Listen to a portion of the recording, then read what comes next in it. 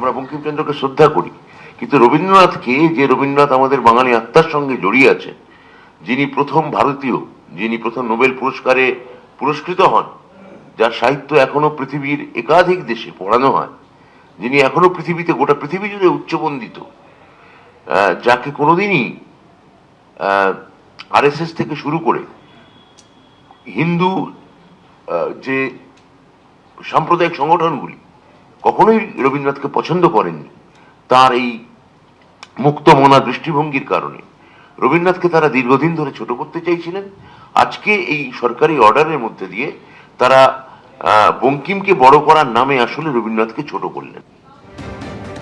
কেন্দ্রের তরফ থেকে জারি করা এই বিজ্ঞপ্তি, যা সব রাজ্যকে জানিয়েও দিয়েছে কেন্দ্রীয় স্বরাষ্ট্র মন্ত্রক, যে বিজ্ঞপ্তিতে বলা হয়েছে যে বন্দে মাতরমের প্রথম 6 স্তবক সরকারি অনুষ্ঠানে গাওয়া বাধ্যতামূলক, এবং এই সংক্রান্ত বিজ্ঞপ্তি ইতিমধ্যেই সব রাজ্যকে পাঠিয়েও দিয়েছে কেন্দ্র।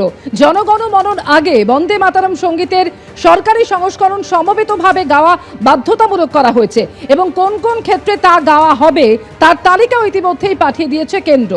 আর এই নিয়ে শিক্ষামন্ত্রী ব্রাত্য বসু তিনি অভিযোগ করছেন যে রবীন্দ্রনাথকে আরএসএস বা হিন্দু সাম্প্রদায়িক সংগঠনগুলো কোনোদিন পছন্দ করেনি। বন্দে মাতরম বিতর্কে এবার নতুন অভিযোগ শিক্ষামন্ত্রী ব্রাত্য বসুর।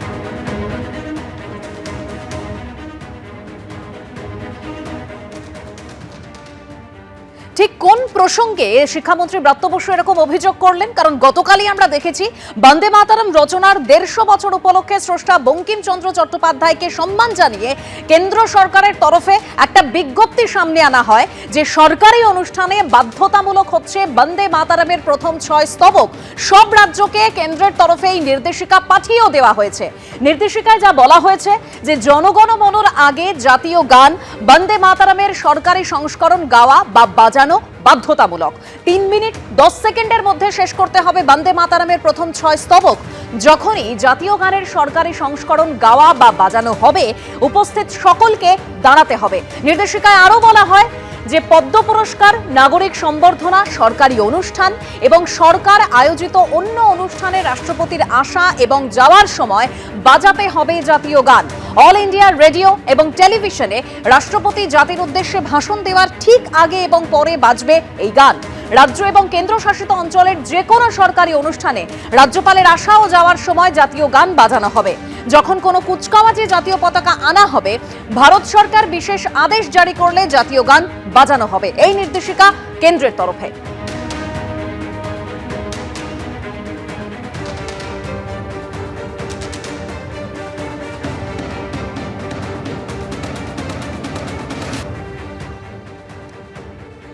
বন্দে মাতরম নিয়ে যে কেন্দ্রের যে ইতিমধ্যেই বিজ্ঞপ্তি জারি করা হয়েছে, যা সমস্ত রাজ্যকে পাঠিয়ে দেওয়া হয়েছে, তা নিয়ে রাজ্যপালের কি বক্তব্য, অর্থাৎ গতকাল তিনি কি বলেছিলেন শোনাবো।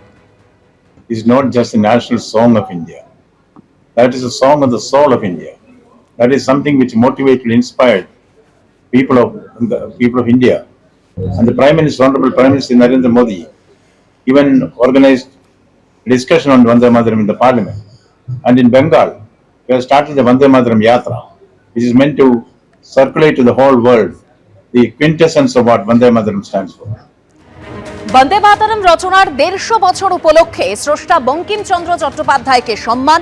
কেন্দ্রের তরফে যে বিজ্ঞপ্তি জারি করা হয়েছে যে সরকারি অনুষ্ঠানে বাধ্যতামূলক করা হচ্ছে এই বন্দে মাতরমের প্রথম 6 স্তবক। এই নিয়ে বিশিষ্ট মহলের কি বক্তব্য শুনুন।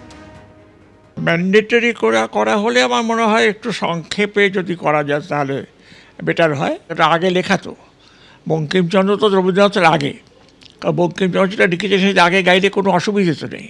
আমি বুঝি না যে কেন এটাকে জোর করা হচ্ছে। তার মানে কি সকলকে গাইতে হবে, মুসলমান খ্রিস্টান তাদেরও গাইতে হবে?